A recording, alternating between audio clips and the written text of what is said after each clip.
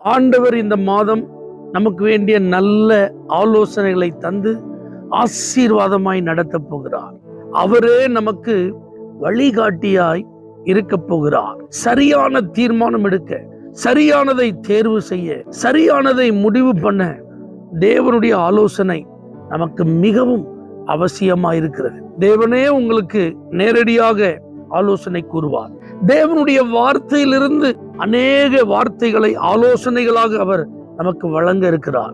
தேவன் உங்களுக்கு தந்திருக்கிற தேவனுடைய மனிதர்கள், பரிசுத்தவான்கள், ஊழியக்காரர்கள் மூலமாக உங்களுக்கு வேண்டியதான நல்ல ஆலோசனைகளை தந்து அவர் உங்களை நடத்த போகிறார். ஆகவே தேவனுடைய ஆலோசனைக்காக காத்திருப்போம். ஜெபத்திலே, வேத வசனத்தை வாசித்து தியானிப்பதிலே, நல்ல பரிசுத்தவான்கள் மூலமாய் ஆலோசனைகளை பெற்றுக்கொள்வதிலே அதிக கவனம் செலுத்துவோம். ஆசீர்வதிக்கப்படுவோம்.